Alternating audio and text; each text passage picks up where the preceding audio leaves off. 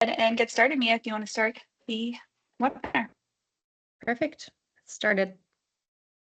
Great.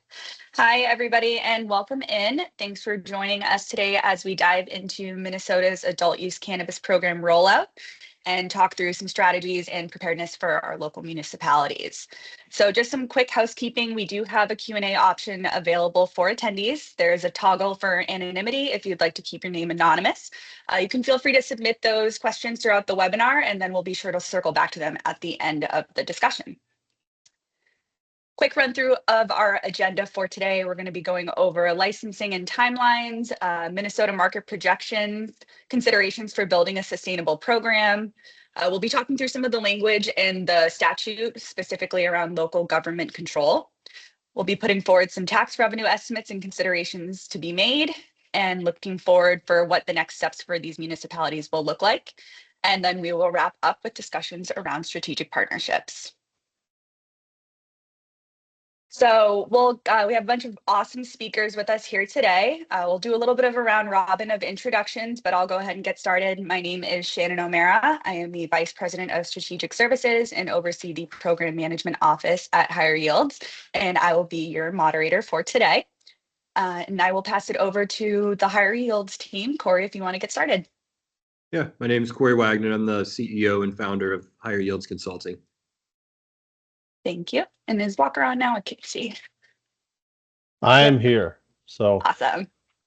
Hi, everybody. My name is Walker Teakle. I am the Director of Startup Services here at HYC. Thank you. And Jason, you want to go next? Sure. Thank you. Jason Tarasek. I'm a cannabis attorney with Vicente, a national cannabis firm. I am located in Minneapolis, and Vicente and I are helping our clients launch their adult use cannabis businesses here in Minnesota. Thank you. Anne?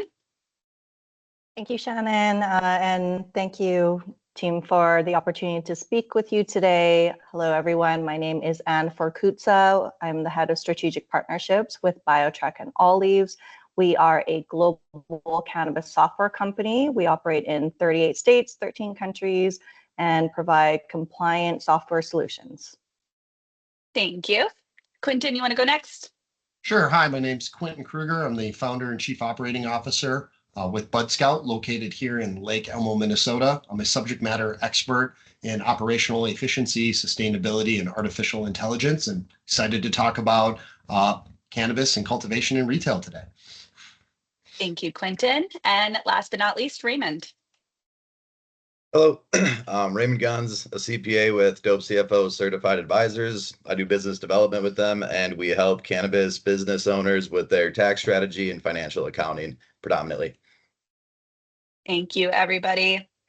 All right, so we do have a lot to cover today, so we'll go ahead and get started here. Obviously, Minnesota is actively progressing towards the launch of its adult use cannabis market since its legalization in August of 2023. As of April 14th of this year, the OCM did finalize all of the regulations governing the adult use cannabis industry with an application window for general licensing that just recently closed on March 14th. So between social equity and general licensing, the state did receive over 3,500 applications for the various available license types. So Walker, to kick things off, recognizing the opportunity and flexibility that comes with Minnesota's uncapped license types, and based on your experience with working on applications, what additional information, if it were to be made available, could further support these municipalities in proactive planning and program development? Yeah, absolutely. So, there's a couple things that come to mind with uncapped markets to an extent. Is just the ability to get in and have a vast accessibility to the market itself. The other side of that is, of course, with the micro licenses and things like that, which are the uncapped side of it, there is an opportunity or potential saturation, oversaturation, if you will. But one of the things that is kind of the benefit of the micro and meso licenses is they're going to move very quickly, right? So they're kind of at the front of the line in terms of getting set up. And with the micro licensing, one of the challenges that is going to arise is particularly on the retail side of things, with the local retail registration and endorsements and so on and so forth, is just being able to get everything in line for the site location. There's 18 months from kind of the approval to initiation of operations. So the local governments are going to have to move pretty quickly to build out a strong ordinance and rules and regulations to make sure they align with not only the state, but the operations themselves in terms of zoning and accessibility, and be able to put everything kind of in place in that tight timeline for companies that are going to be moving quickly for those micro licenses. Yeah, absolutely. And so based on what we know from the OCM's information, obviously, understanding when these licenses are going to be awarded and businesses can actually begin their operations will be really essential for effective planning, community engagement, and resource allocation. So as of right now, the information provided by the state, it tentatively indicates that the lottery for capped licenses will be pulled in May or June of this year. And the micro business applicants may actually proceed with site registration and zoning compliance, so long as there's no grounds for denial on their application. So Jason, how confident are you feeling about this projected award timeline as it relates to potential lawsuits associated with these license awards, since I know that this topic has popped up in a number of different markets? Yeah, thanks, Shannon. How confident am I? I'm pretty confident. I think there are still a few lawsuits in place that could disrupt things. And of course, there might be some lawsuits popping up soon, but I am optimistic, I guess, that the process has moved this far. OCM is issuing pre-approvals to license applicants in the 2024 licensing round. They're kind of dripping out very slowly, but those are for the social equity applicants who were in that round last year. That was to be a lottery, but that was canceled. But now, because it's very complicated, but the upshot is that OCM is in fact giving the green light to folks. And then, as you mentioned, the next step would be to identify a place for them to operate. And then they can get OCM's approval on that particular location and move forward and open. And so as we do talk about open timelines, there is definitely more to consider beyond just the information that we have in front of us, obviously. Screen. And so in a few minutes, we're going to be talking through some projected open timelines for these facilities. Corey, would you mind talking a little bit about what steps these operators need to take following their lottery drawing that local government should be aware of that may impact the open timelines for these facilities? And that can be from like a best and worst case scenario. Yeah, absolutely. So there's definitely, and I know Jason and Walker hit on some of the regulatory stuff of once they get those kind of preliminary approvals from the state, to start working with the local government, start submitting some of their SOPs, their operating plans, working through getting the certification from the local government to allow for that facility to exist in the place that they're trying to put it. And once they have that, then they move into facility design. And this can really be an area where projects really slow down depending on the size of them. Cultivations take quite a bit longer for the facility designs to get completed and approved. Versus a retail operation, which can move a little bit faster, but even in best case scenarios, usually about 90 to 120 days to get it designed and get it approved to be able to start construction. And then once construction starts, this is also an area where we see projects really kind of slowing down. Really just depends on the sophistication of the build and the size of it. In some cases, we can see a retail put together pretty quick, 90 to 120 days. Some of them are much more well-designed and use a lot more interior design and branding to develop. And even on the cultivation side, we usually see about 8 to 16 months for these projects to get started all the way through completion. And especially with some of the things that are going on in the global trade market right now, with equipment can certainly slow these things down or change the course of some of these projects. And then once everything's constructed and you work through the final inspections and you get your certificate of occupancy, at that point, these businesses now can start doing what they were intended to do, which is either sell product or create product. For the retails, they'll have the most immediate way and access to tax revenue because on day one of their opening, they will start generating funds. However, a cultivation or an extraction manufacturing could take quite a bit longer because they still need to grow those crops. So you could be looking at anywhere from 3 months to another 12 months, depending on how experienced those operators are. Yeah, absolutely. Thank you. And so let's start talking about projections for these facilities getting up and running. So we have outlined some project timelines for what we see on average, as you were just kind of discussing, as these businesses get built out. Obviously, dispensaries having the shortest timeline, and then cultivation typically being the most drawn out, depending on the size of the facility. So we did talk about this 18-month time frame a little bit. Jason, did you have anything to add around the steps that need to be taken for these businesses? So obviously they need to go through the finding a property and then getting it approved. Is there anything else that they should be aware of? Well, that's the main thing, of course. They obviously have submitted their licensing application and have checked a lot of the boxes already. I think the wild card here, of course, are our tribal nations. Many of our tribal nations, there are 11 in total, 10 of which are negotiating agreements with the state of Minnesota to potentially open cannabis businesses, including dispensaries off tribal land. But for now, some of those tribal nations are growing product, and it's possible that some of that product could be available to the Minnesota licensed dispensaries. A lot of that depends on what the agreements that these tribes are negotiating with the states say. So they're a potential supplier, I suppose, to the licensed market. Unlike a lot of states, Minnesota is not allowing our current 2 medical cannabis operators to simply convert over to supply product. So that's typically where your supply comes from. That's not necessarily going to be the case here. Yeah, that's a great point. And, we've seen some states take more of a supply chain oriented approach to the license award, where cultivation would come first, followed by manufacturing maybe a month or so later, and then awarded dispensaries. That way it kind of follows the flow of when product can actually make it to market. Micro businesses, they're permitted to get started right away, but with a 5,000 square foot canopy cap, there's not really going to be that much to fuel the dispensaries, all of them across the state. So Quinton, based on the work that you're currently doing in Minnesota, what opportunities do you kind of see for helping retail businesses launch successfully and get products onto the shelves quickly?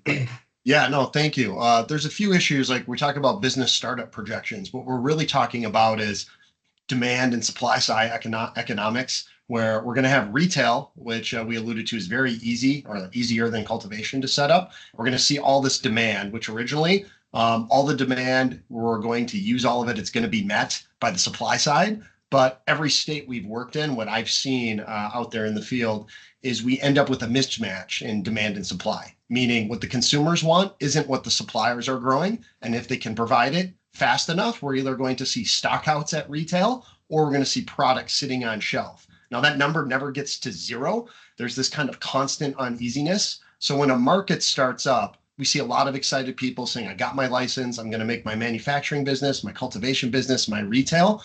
But getting those groups to talk to each other and start setting up business relationships early on is really beneficial. One of the other big issues we see is just because we're starting a brand new cultivation market, without fail, and you can look at other states like Illinois, California, Colorado, Oklahoma, look at other places around the country. Typically, the first grows never go that well. There's always an issue. Someone maybe has a disease outbreak. They have labor training issues. And so the expected supply that you're hoping to fulfill the market never is there in those first 10 weeks. So my experience, I've seen that, I'll say 15 to 20 weeks beyond initial expectations is when there's starting to be enough supply in the market to start satisfying demand. And then one of the bigger issues as we go on and these markets develop is having the ability to forecast. It's one thing to say we wait 10 to 15 weeks, we now know how much product we have, we release it, but there are ways using technology and data now where we can start to project as early as 3 to 4 weeks into grow cycles so we can start getting a better idea of the health of these markets. So I could see this timeline easily shifting 10 to 20 weeks, depending on how that initial group of lottery winners and license holders, how they're able to get to the market, get the capital, get the financing, and make those connections across the cannabis supply chain to see how efficient and successful Minnesota launches. Yeah, it's a great answer. And you kind of touched upon my next idea here. So around kind of funding for these businesses. So taking into consideration the capped license availability, the applicants will be sitting at about 3,000 potential licenses in the entire state, both uncapped and capped. So, Anne, I'm curious, what percentage of licenses would you say you think could be operational by the end of 2025? And then on the other side of that, based on what you've seen in other states, what percentage do you think could actually end up making it to opening the doors, and what would be some of the reasons for those failures? Yeah, some of the. That's the Go ahead, Anne. Yeah. I was just saying that that's a tough question. So no, you go ahead. And No, I'll chime in. I'm happy to chime in a little bit, but it is a very difficult question. So to answer the first part, they'll all be operational. But the question is to what level of efficiency, consistency, and quality, and that is a much, much lower number. There'll be a lot of operators that'll open up shop, but they'll be out of business in 6 months. Other people will be looking to acquire their license and acquire their real estate. Cultivation, I know Corey has a lot of experience seeing what has happened in other markets there, but it's a similar pattern where you'll see resources from one cultivator will be doing great. They'll start scooping up other resources from other cultivators because it looks like they'll be successful and still be in business. So that one is a really tough one, but I'm happy to have, Corey shed some of his insight on the cultivation side. Yeah, the cultivations take a little bit of time, definitely just to get them designed, get them built, get them through approvals, get them through inspections, and then implementing the system. To your point, Quentin, getting to a first harvest versus being efficient are totally different things. And a lot of those projections that cultivators make in those early markets, more times than not, they don't really pan out the way that they think they're going to. And Minnesota has some fairly strict testing requirements, so it'll be interesting to see how that impacts some of those first harvests. Could I jump in and add something here? So we've identified a supply problem, of course, and the first wave of licenses that are going to be awarded, that are currently being awarded, are in the microbusiness category, as we've discussed. And that's a vertically integrated license type that allows you to grow, manufacture, and sell. I believe, just anecdotally, based on what I'm seeing among our client base and talking to people in the market, the vast majority of those folks don't ever intend on operationalizing cultivation or manufacturing. They just want to open a dispensary. So that may add to our supply problem, because I think it's possible that our regulators are counting on a lot of those micro business applicants as being cultivators, but I don't necessarily think that's going to happen. No, and I would agree that, from what we've seen in our experience, that demand always outstrips supply in the early days of any market, for those reasons, as you point out, Jason. And so that's something, as the state of Minnesota should watch carefully to see how people are using their licenses, especially those vertically integrated ones.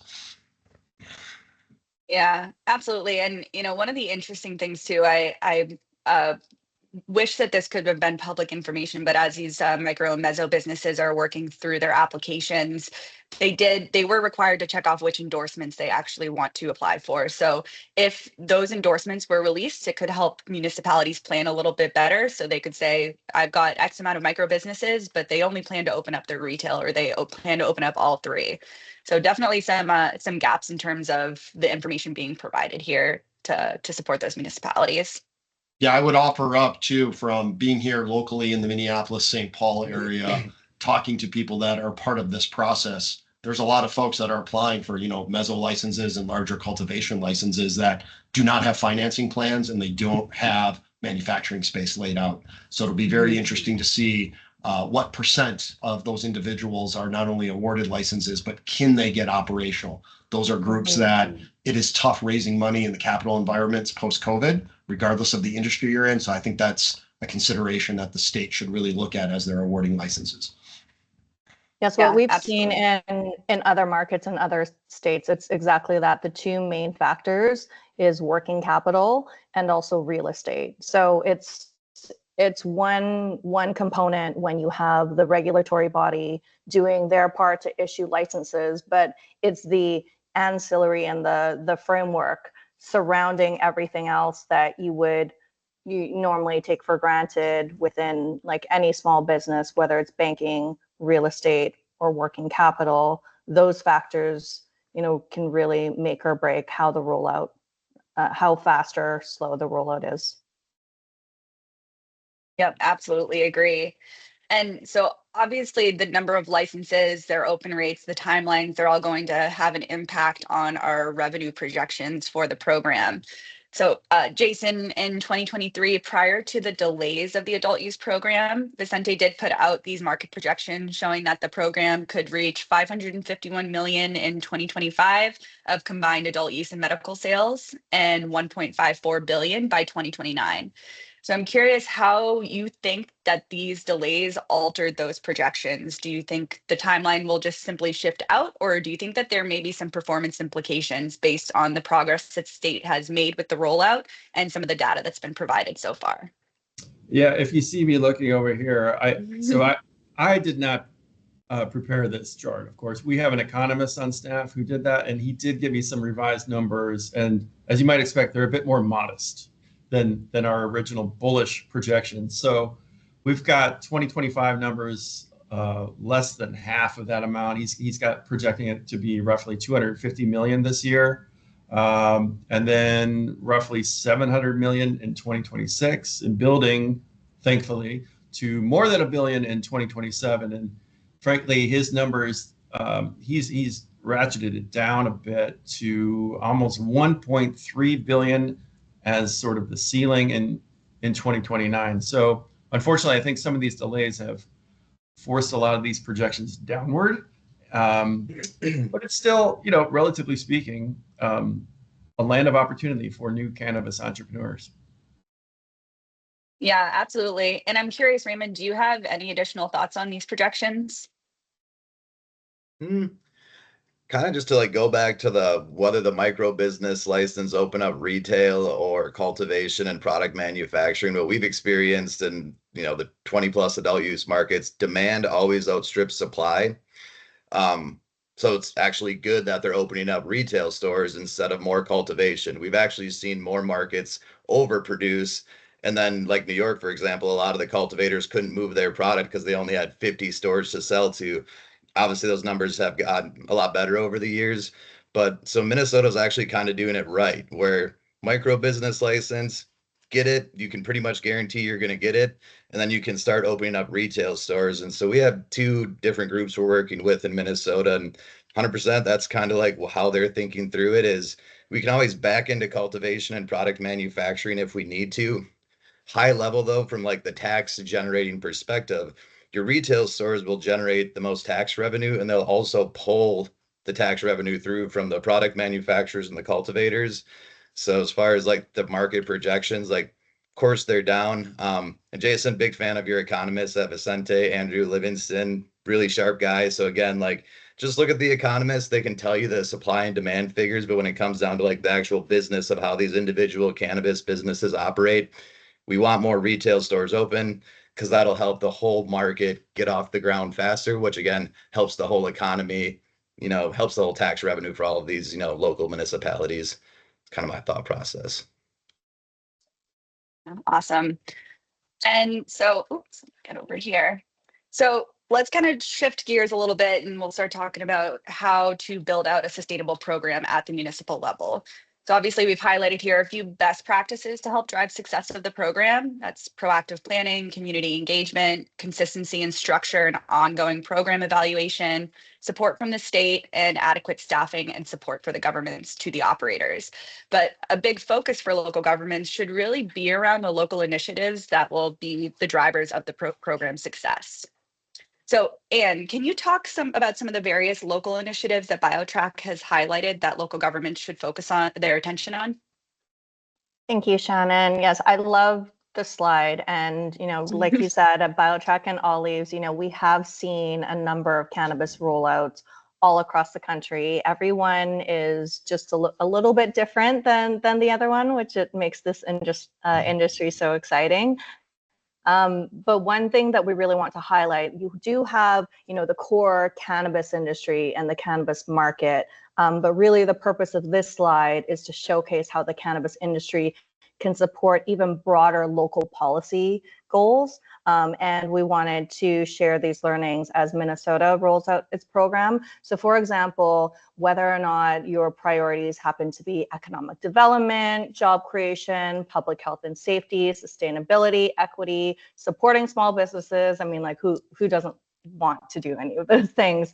The point here is that cannabis regulation can help really drive these initiatives. And when we look at, whether it's sales projections or projected tax revenue, we look at the main piece that the majority of the industry tends to focus on is the core legal cannabis market.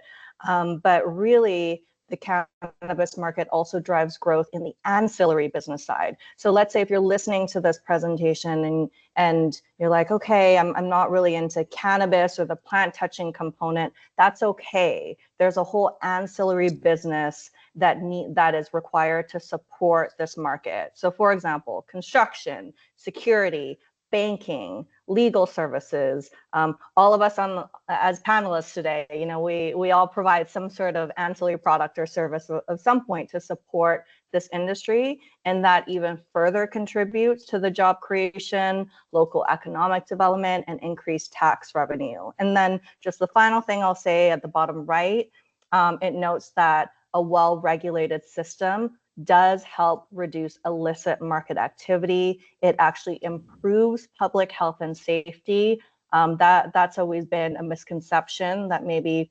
more dispensaries in your local municipality may increase crime, increase underage usage and youth of consuming cannabis, and increase the illicit market activity. We've seen in every single market that we've been part of that's rollout, that actually decreases, and it actually improves public health and safety.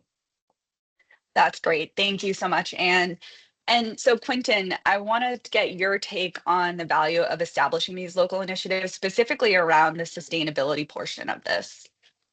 Yeah, no, timing's been perfect. I was actually here in Minneapolis yesterday at Grid Catalyst, which is a energy accelerator, giving a discussion about cannabis growing and some of the energy and sustainability challenges. For those that don't know, about 1% of the US power grid right now is going towards lighting, towards cannabis growing, and that number is expected to triple over the next 3 to 5 years. When you pair that with water usage of indoor agricultural facilities, of which cannabis is leading the way in the US, that's going to put a further drain on local utility. So one of the big things we encourage new states that are coming online is to make sure the states are aligned with the utilities and the cultivation operations.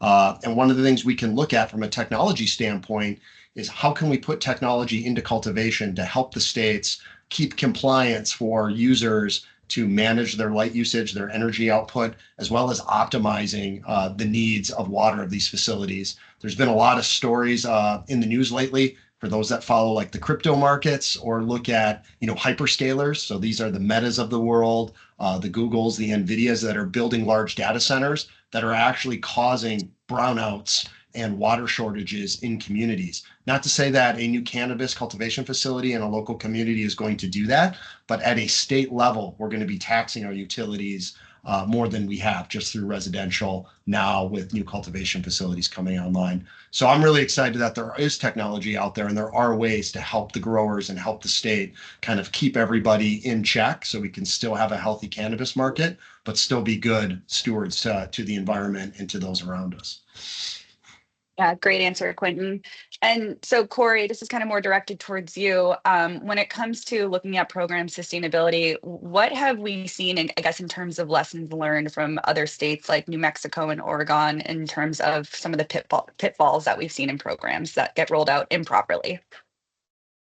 Yeah, I think one of the big ones is just, the barrier to entry. And how difficult or how easy it is for these groups, because sometimes governments just see dollar signs when they're opening these programs and think that it's going to create so many more jobs and so much more tax revenue to have so many more licenses. But what we've seen time and time again in places like New Mexico and Oklahoma and Oregon is that that's not really the case. Those markets get very saturated very quickly.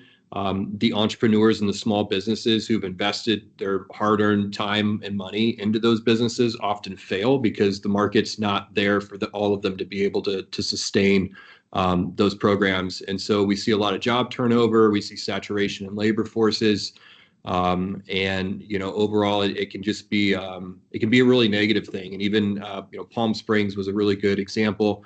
A few years ago in the early 2020s, they had higher tax revenue on years where they had less licenses than later as they started to expand those programs and allow more operators to open. They actually went down in overall tax revenue. So more licenses doesn't necessarily mean more tax revenue and more long-term jobs or careers, which is really what economic development wants. Jobs are great, but creating careers is something that the cannabis industry has really done a good job of over the last 10 years. Yeah, absolutely. Just to add to that, I think the education component is really it can also make or break.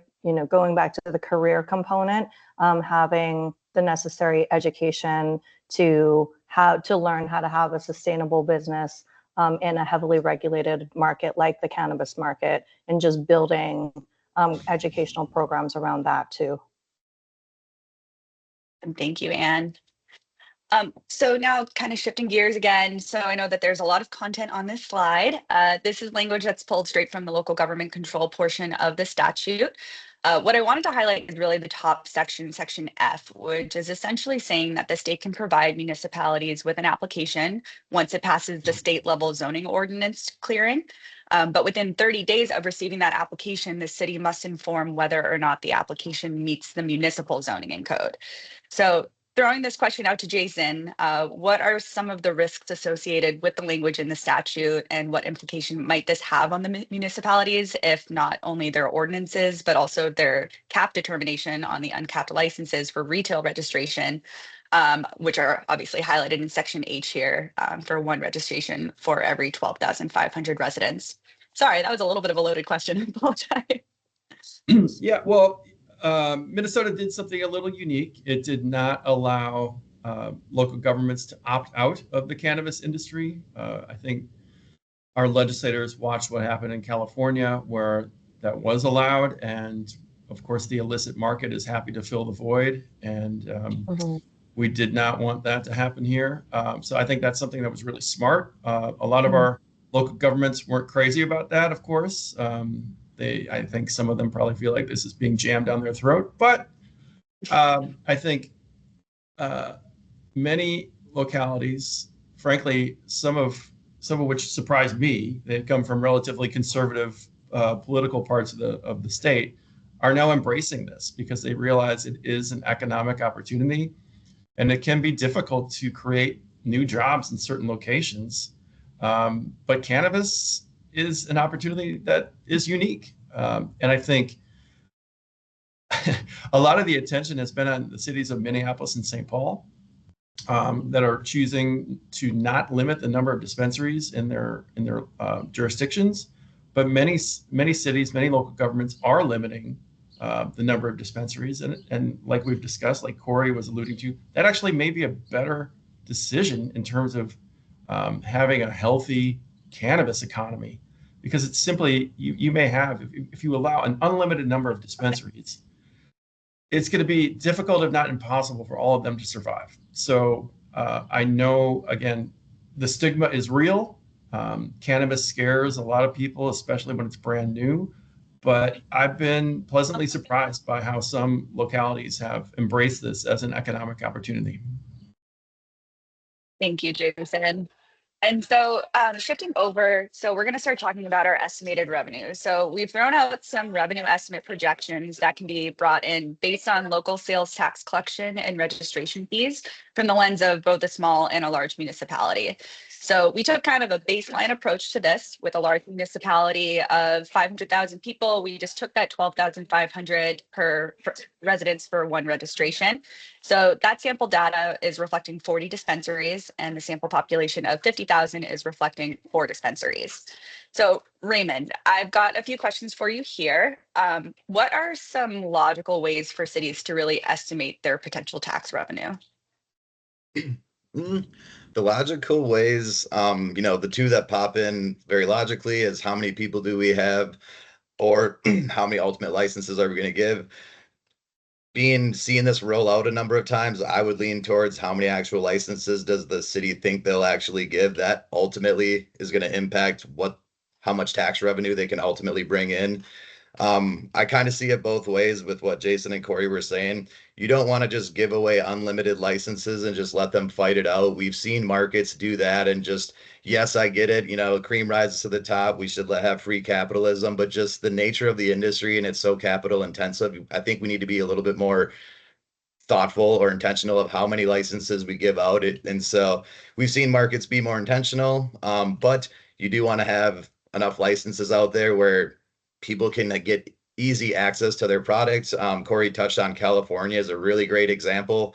They do, there's the largest market, but they still have quote unquote weed deserts where the municipalities have opted out, and they've opted out for many, many years and most likely will not opt in. And so it's actually a good thing. So you don't have these weed deserts, because if we expand the actual retail stores more out throughout the state, you can actually sell more cannabis, ultimately generating more tax revenue. And so it is good for every, little town to have at least one dispensary, but they need to be thoughtful of, you don't want so many, because I have definitely seen that, it does not lead to more tax revenue. It leads to a lot of receiverships, business closures and wasted capital.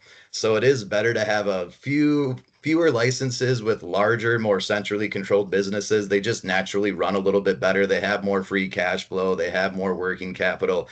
They're able to pull in a little bit more advisory services that can keep them out of trouble or keep them from going out of business. So I prefer to lean towards what are the actual licenses you're going to issue, more so than just what's the population of the state. All right, we should get these many licenses, or what's the population of the county. It's like you can do that, but you still got to be thoughtful of how many licenses you give out. Because if you give out too many, you have a bunch of failing small cannabis companies that can't raise capital to get off the ground.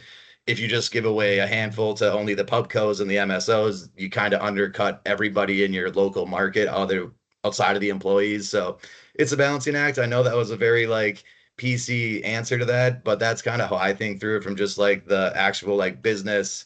How much taxes are we going to pay these municipalities? But at a high level, it's all aligned incentives. It's us versus the black market. So that's kind of what I tell the legal municipalities. It's you got to legalize so we can start taking market share from your legacy market. And that's kind of how I think through how to estimate it. No, that's great. And so I guess kind of my last question on this one would be, why is it important for city officials to start thinking about what they can use that tax revenue for and how much it will cost? It's good for them to start thinking about it because it makes it more real for them. I'm from some of these rural towns. I grew up on a dairy farm milking cows, so I know the stigma of cannabis is scary to some of these small municipalities. But once they realize they can get a new fire truck, a new snow plow, things that are actually very impactful, a new community play place, they can start to calculate it, and then they can see, oh, with us, a small mom and pop cannabis retail store doing about $1 million a year, we're going to get roughly 50K. These are all estimates. Okay, this is where we can spend it. And so it just makes it more tangible, your cannabis industry. And then realistically, this is new tax money. So currently, this cannabis industry does not exist in this local municipality. So every time they want to do something new with their local, tax revenue, they have to pull it from somewhere else. This is new money. So therefore, you can be a little bit more inspirational or creative with it. So that's why I think it's good to start thinking about it. Again, I'm obviously on the cannabis business owner's side at all times, but it's if we can just get the local municipalities to think about it, because we're thinking about it for them, we can kind of make some magic while we build this industry for the first time. So that's why we got to think about this stuff. Awesome. Thank you. Any other thoughts from the group around estimating revenue and what this can look like from a tax collection perspective for these municipalities? All right, go ahead and move on here. So obviously talking about budgets, allocating resources will be a really big part of program success. So we can talk about allocating those resources towards program municipal overhead. So Corey, what are some of the key factors that you think will influence, or that you see will influence, the size and structure of a city's cannabis program budget? Well, population is always a good one to kind of start with, because that helps us better understand what the consumers might look like. But obviously a big part of it's going to be the number of licenses that they have to be able to make sure stay in compliance and be able to process new applications and do inspections on and do renewals on. So depending on the size of the municipality and depending on the size of, or the number of licenses and really the types of licenses that they're going to be issuing, as we had hit on, a little bit earlier, getting a retail store through inspection looks a lot different than getting a controlled environmental agriculture facility through inspection. So having the right people in these spaces as well, capabilities, competencies of how we build these teams, how municipalities build these teams, to make sure that they have everything in place, they have the right specialty and the right skills, and a clear understanding of what these businesses should look like and how they should operate.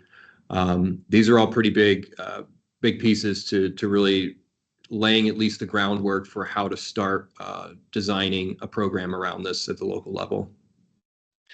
Awesome. And so from your perspective, what is really the importance for municipalities making smart, scalable decisions about staffing and overhead early on to ensure that long-term sustainability?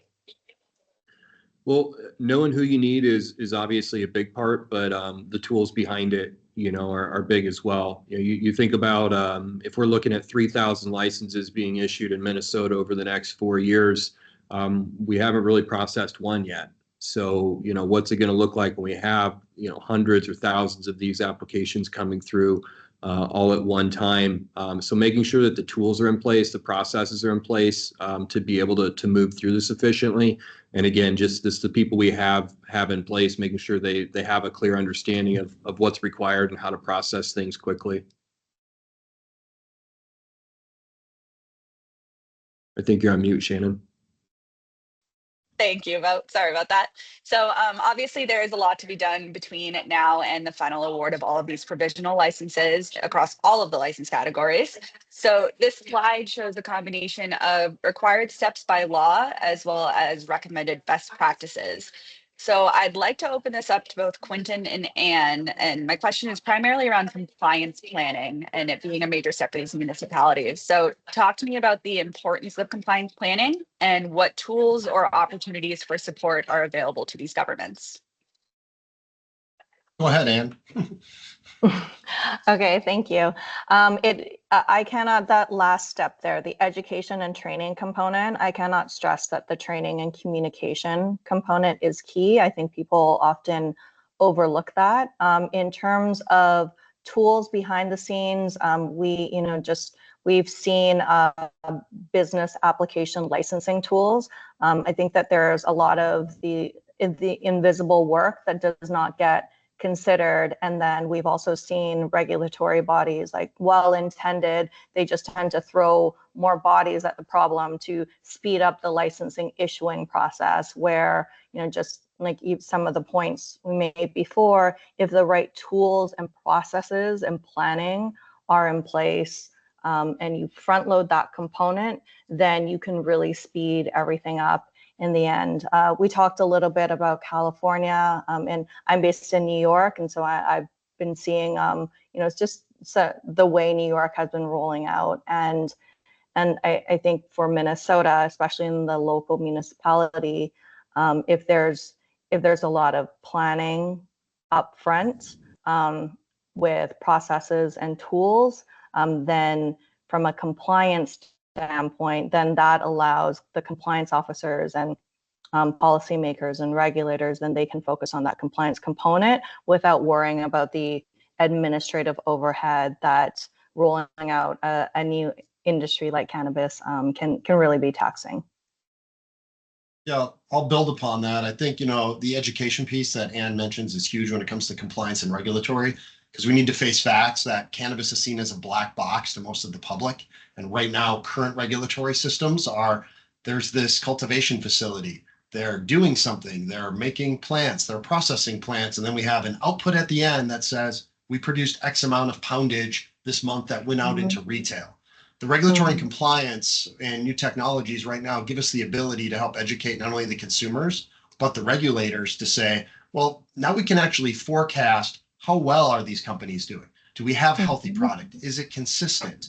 And that's great because it shines a light on transparency so people can understand and break down those educational barriers of cannabis is just another commodity cash crop. In fact, it's the third largest in the world. It's growing faster than everything else year over year. And it's not vice agriculture, it's just agriculture. And so by using technologies that like folks like BioTrack have that can show us not only material handling of how things are being processed through a cultivation facility and how they make their way to manufacturing and to retail. Some of the technologies and data forward thinking I'm involved with are looking at, let's take images of the plants. Let's see if they're healthy. Let's see if they're sick. Let's get out in front and say, you know, these plants aren't healthy. We have to remove them. Let's not grow them any longer. Let's not waste resources. And what's great about that level of, I'll say, ethics and responsibility is if you're a small business owner, or if you're in this emerging cannabis market, you now have the ability to forecast your yield before you get to the end of a 10-week process. That may allow you to go get a bank loan, you know, build out your facility, do more proper labor staffing. So I'm really excited about how the cannabis industry can use data to create a better regulatory and compliance space for everybody than what we've seen in other industries. Can I add one thing here? So I'm representing 3 Minnesota tribal nations, and it's amazing how many people suddenly pop up as cannabis experts once it's legalized somewhere. And each of the tribal nations I'm representing are on their second round of consultants.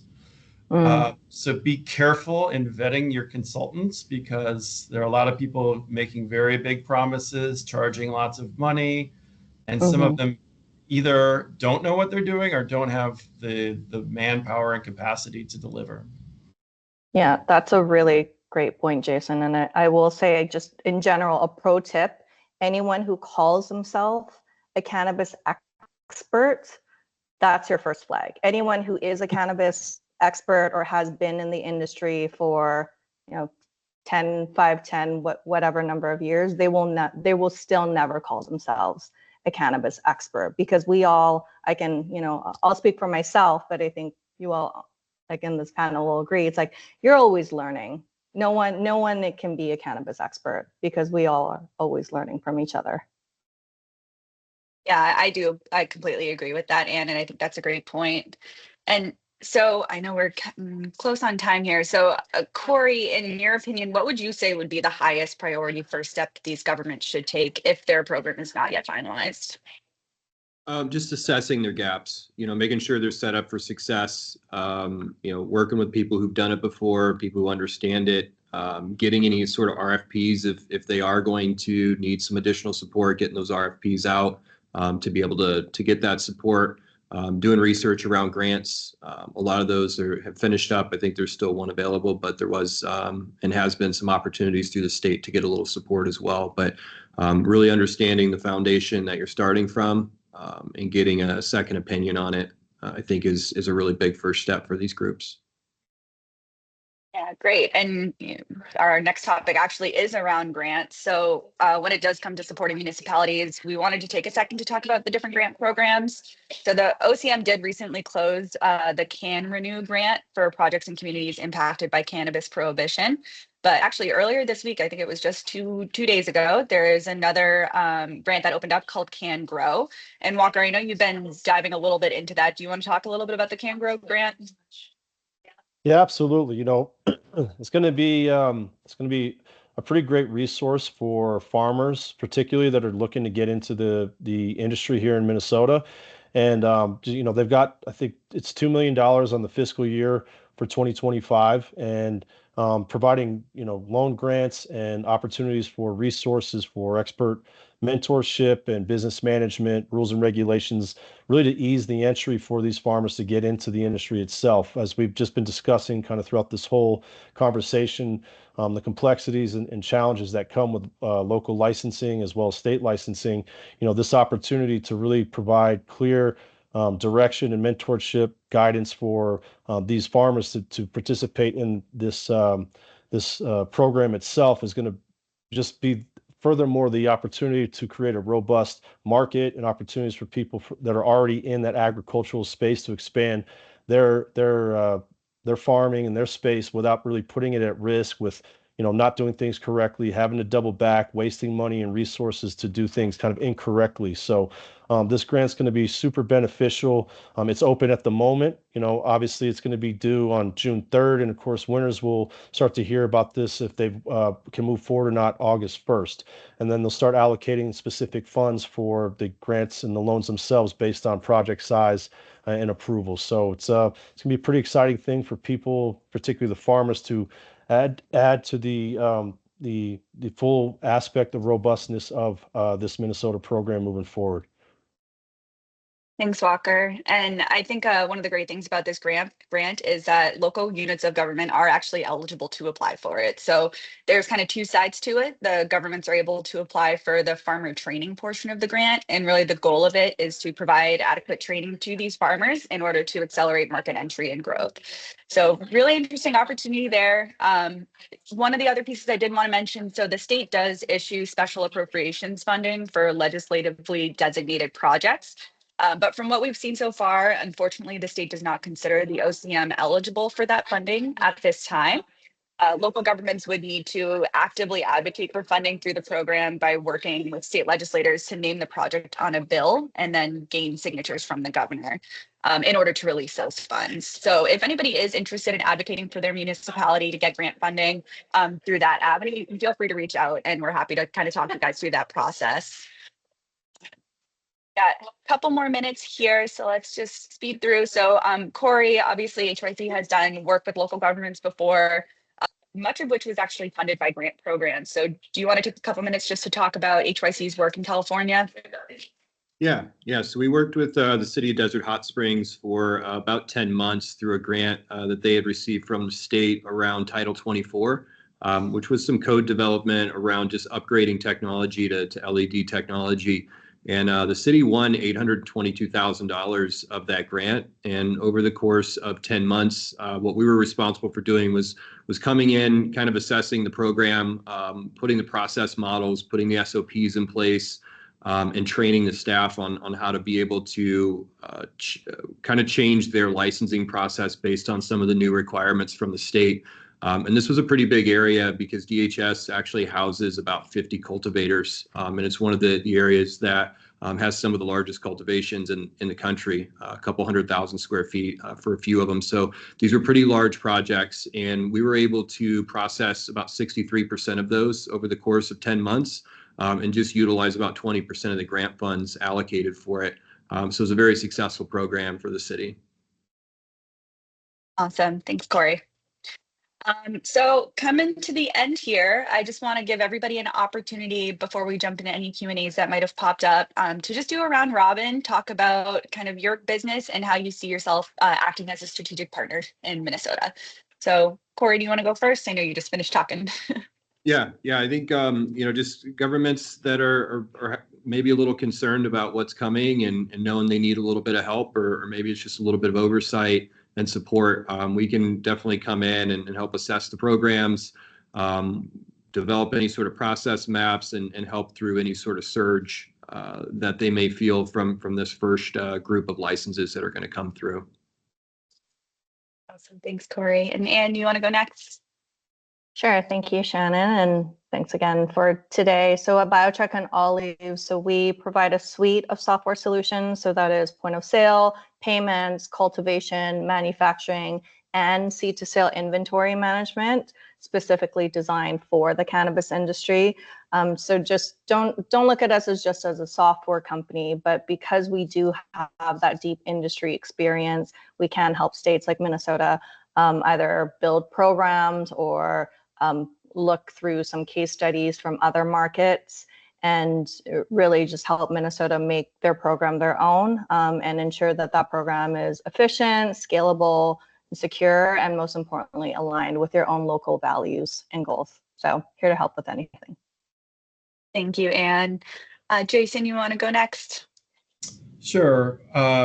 So I am a cannabis attorney in South Minneapolis, but I rely heavily upon my colleagues with the Vicente firm, which is celebrating its 15th anniversary this year. Brian Vicente and many people at the firm were instrumental in getting the Colorado legalization measure passed more than a decade ago. We've worked in every legal market across the country, so I lean heavily on my team and their expertise. This is a difficult industry to navigate, but we're here to help. Awesome. Thanks, Jason. And then Raymond, you want to go next? Yeah, so how we could help the local governments and how we have worked with them in the past is they want to make sure they get the correct amount of tax revenue they're owed from these cannabis businesses they allowed to do business and license in their state. We have the aligned incentive where we want to get paid to do those audits. So feel free to use us or make that a requirement if you're going to get out licenses. Again, I'm on the side of the cannabis business owners, but I'm also running a business. Similar to Jason, some of these professional service provider firms have been around for a number of years. They've served a number of markets. We're very similar at Dope CFO. And so feel free to lean on our expertise, kind of Corey and Higher Yields Consulting. The whole concept is aligned incentives. We're here for the long term. So let's work together and not try to kind of do it on an island or do it by ourselves or reinvent the wheel. At this point in the game, a lot of things have been figured out and have been established. And so feel free to use us as a resource at Dope CFO Certified Advisor on the tax strategy and financial accounting side. Awesome. Thank you, Raymond. And Quentin. Yes, hi, Quentin Kruger. I can be reached at budscout.ai. What we provide as a technology developer is ultra low cost robotic sensors to not only the growers to help democratize the use of data, but our goal is that democratization of data. So anyone, regardless of their size as a license holder in the state of Minnesota or wherever you're operating, to achieve higher yields, to be able to optimize your labor, save time, and most importantly, mitigate risks, especially starting in the cannabis space. How we can help the state from a regulatory and compliance side is we have access to a lot of data. So with forecasting, we can tell you how healthy markets are, which operators potentially are operating efficiency wise from a sustainability standpoint. But overall, think of us as a data provider that can help with operational efficiency to keep the Minnesota market growing and healthy. Welcome. Thank you, Quentin. And I can represent the Complia Data Suite tool. So that's actually HYC's compliance auditing tool. It can be utilized either remotely or on site. The tool takes into consideration all of the regulations for the state level, as well as any individual municipalities, and can be used both by operators and local governments to track operational and facility compliance at all different levels. So we can assess up to over 15 categories from product storage to security, track and trace to product development. And the tool will automatically generate an automated report with scoring, and it will highlight areas of non-compliance and recommended next steps for improvement. So with that said, coming to our last slide here for our Q&A. I don't know, Taylor, if you want to pop in and say hello. Taylor is our account manager here at Higher Yield. She's been sitting in the background. Hey, everybody. Thank you for joining our webinar today, and thank you to the speakers who are here today as well. I am Higher Yield's account manager, so feel free to take my information down and reach out. I'm happy to get you engaged with the team. We will also be sending out an email following this webinar as well, in case there is any information that was missed. So look forward to connecting with you guys, and let me know if you have any questions. Thank you, Taylor. All right, let's go ahead and jump in. It doesn't look like we had any questions popping up. So with that said, we do have a recording of this meeting. We'll be sure to get that posted for everybody and anybody that was not able to attend. Otherwise, thank you so much to all of our speakers. Really great insights, and I appreciate you guys being here today. Thank you so much. Thank you. Thank you, guys. Absolutely. Appreciate it. Bye. Bye. Here, everybody.